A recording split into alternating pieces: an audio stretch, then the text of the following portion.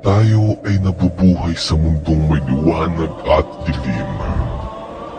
Nagtatalo ang liwanag at dilim, pagsapit ng takip silim.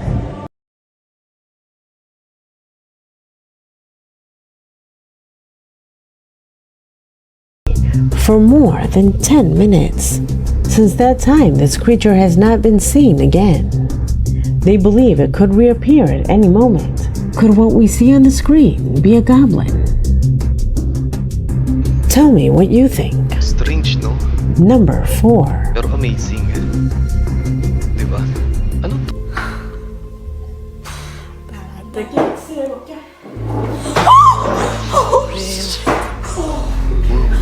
Si kusang gumalaw na F, man.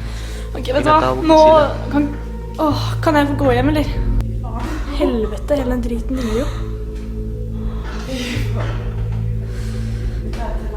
So, nagalaw na rin chandelier.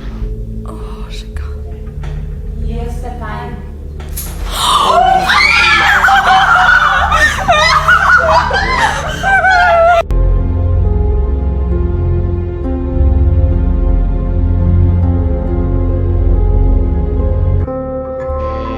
May sumilip. Did you notice it? Papusa This naman young yan. man intended to perform one more dance to show his followers.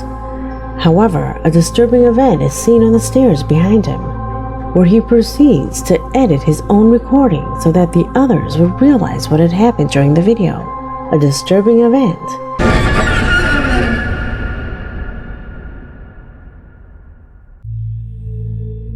Hello guys and welcome back sa Room 666. Panibagong reaction, panibagong video na naman para sa araw na ito.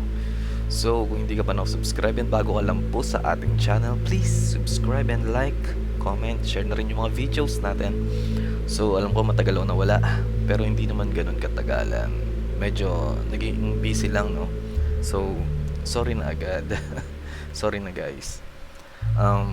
Bago tayo magpunta sa video natin, ano pa nga ba ang pinakahihintay ng lahat?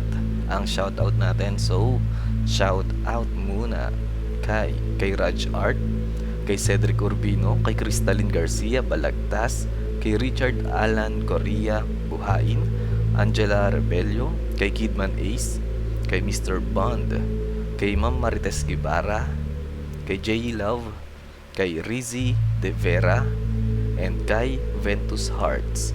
So, ano pa nga bang hinihintay natin? Let's start. You see, it's like, and there are two, right?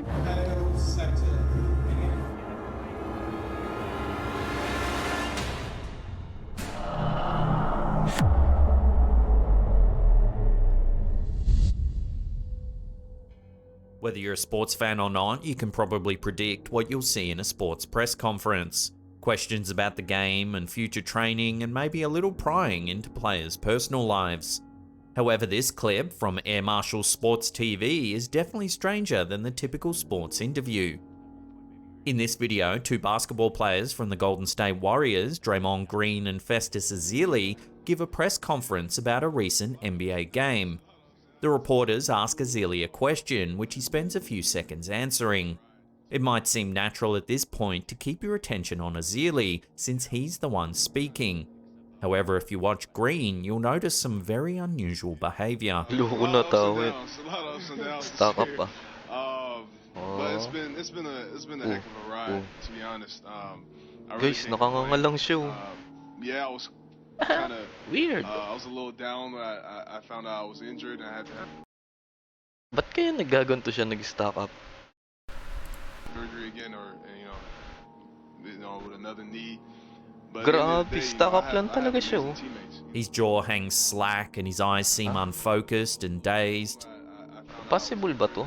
For the next 20 seconds, he maintains this Nag-glitch lang. lifeless expression without moving a single muscle in his face. Talagang gumagalaw. I found out I was injured and I had to have Oh. surgery again, or Pero yung camera kasi gumagalaw, di ba? Umaalog. When And- Ezeli says his name, it seems to break whatever trance had hold of Green, and he regains focus on his surroundings, acting perfectly normal. But at the end of the day, you know, I have amazing teammates. You know, guys like Draymond, everybody on this team, they come over there, they wrap their hands around me like, yo, we got Parang you. nawala, tas You know, kumunik ulit eh. That's very comforting to me. Weird. Viewers have come up with numerous explanations for this bizarre behavior. One theory is that a camera glitch made the screen freeze. However, if you watch closely, you can still see Green breathing, even while frozen. A little down. Oo nga, I found out I huminga was naman injured siya. and I had to have surgery again, or you know. Eh, tsaka yung camera kasi umalog. Diba? But at the end of the day, you know, I have amazing teammates. Others Oo, think nga, that this isn't really green, but rather some sort of clone that malfunctioned briefly. Surgery again, or you know. Then there were those who were genuinely Eh guys, di ba na-mention ni Slapham yung about sa sa cloning. Konting kurot lang na may nag-email sa akin about dito sa cloning na to. And yung ang gumagawa ng cloning na to ay yung mga extraterrestrial being daw. Ayoko magbanggit ng term kung anong klaseng extraterrestrial ba ito. Dahil unang-una yun yung payo niya sa akin. Huwag kong babanggitin. Basta yun na yun. And yun na yun. Hanggang doon lang yung gusto kong sabihin about sa cloning. Bahala na kayo mag-research, guys. concerned for his health, worried he may have suffered some kind of microstroke. So what do you think's going on here? Love to hear your theories in the comments section down below. But at the end of the day, you know, I have amazing teammates. You know, guys like Draymond, everybody on this team, they come over there, they wrap their hands around me like, yo, we got you. This next piece of footage, uploaded by Express, was taken from inside of a moving vehicle travelling down a highway in Dubai. The reason that the people in the car started filming on their phone camera quickly becomes apparent when the camera pans up to the dark sky. What is that? Can you see it? Yeah. Stig. As you can see, there appears to be two moons. What is that? Oo nga. Pero, hindi naman na reflection sa salamin yun, di ba? When the videos leaked onto the internet, it sparked fears of an impending apocalypse. Some thought aliens were to blame for the bizarre sighting, causing panic in the streets of Dubai. Wala, iba't ibang angulo, no? Pero nakuhaan nila. Unfortunately for extraterrestrial fans, the truth eventually came out. The two moons were part of a publicity stunt. UAE's media office created the fake moons to garner attention for their upcoming launch of the Hope probe to Mars's orbit. The idea was to simulate what the sky would look like above Mars, which has two moons. The stunt seems to have done its job. The videos of the two moons racked up millions of views. Nakita nyo guys kung ganun lang kadali i-manipulate yung mga bagay-bagay. Kaya kung hindi natin alam yung isang bagay, kailangan natin i-research talaga. Kasi miski ako, kung hindi niya sasabihin na on the spot hindi niya sasabihin na ganun. Syempre, hindi maniniwala ko na may ganito kasi iba't ibang angulo na nakikita nila, na-capture nila ng camera. Siguro kung i-research natin maigi, doon lang lalabas yung katotohanan, di ba? Madali lang i-fabricate yung mga bagay-bagay ngayon. And there are two, right? Yeah. Without knowing it's a promotional stunt, what would you do if you looked up to see two mysterious moons in the night sky? Let me know down below. غريب شكله صخرة في الهواء بسم الله الرحمن الرحيم. On live news, anything can happen. Many viewers are applauding one ABC News anchor who adeptly handled a bizarre situation that left many lost for words. At the start of the footage from Australia's ABC News network, we hear the anchor narrating over some footage of several officials standing in an outdoor area. Arrest in Brisbane last year. What happens next, though, has left viewers stunned. Watch.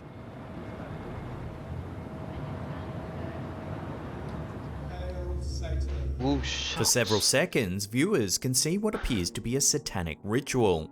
In the center of the room is an altar covered in candles and a pentagram. During the few seconds that the footage is shown, we hear the hooded person chant "Hail Satan" while holding his hands in the air. Yung nagbo-broadcast ka tapos biglang may ganyan lumabas. Ooh. The anchor pauses for only a second before carrying on with the news, but the clip left viewers shaken. According to officials from the news agency, the clip came from a live stream of the Noosa Temple of Satan. The group had been in the news for their public assertions that Satanists should be allowed to teach religious courses in school. Ito guys yung Temple of Satan. Meron yan sa Mexico ata. Panoorin natin yung sa susunod na video, panoorin natin yung about dyan. And meron talagang religion about kay Satan. Next video, i-topic natin or panoorin natin. Walang pakialam kahit makapiright tayo, okay lang.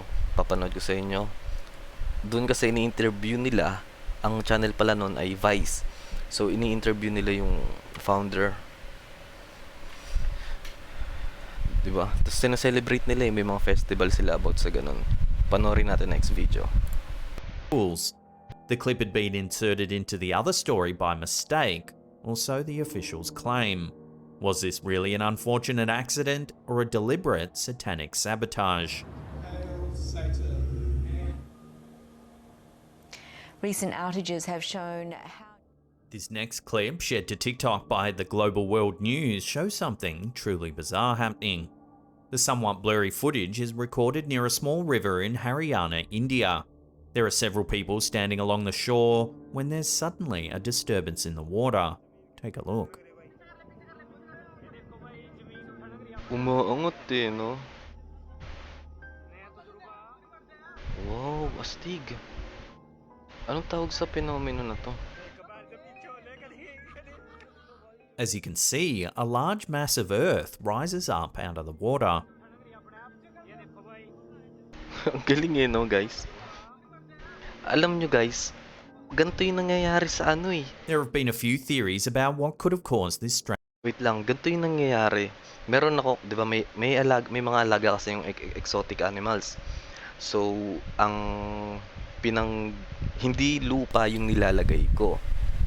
Kundi, yung, ano bang tawag doon? Nakalimutan ko yung term. Basta yung para siyang damo na nakalimutan ko yung tawag. Basta, may nabibili nun sa Ace Hardware. And parang block siya na ganon. Bloke na ganon. And kapag binasa mo siya ng mainit na tubig, nag-e-expand siya. So, feeling ko ganito yung nangyari dito. Nag-e-expand siya kapag nabasa. There must be something sa ilalim netong lupa na to. Kaya lumubo siya ng ganon. Yun lang, explanation ko dun. Strange phenomenon. One theory is that the land could have been pushed up through the water by the movements of tectonic plates. Others have suggested that methane trapped beneath the earth could have formed a bubble that pushed the mud up through the water. Eh di kung may tectonic plates na nangyari dyan, eh di gumagalaw yung lupa sa ilalim, maaaring magkaroon ng lindol. Na-squeeze and dumangat. If you know the proper scientific explanation for what's happening in this footage, please let us know in the comment section down below. Baka may alam kayo dyan kung ba't ganito to umaangat.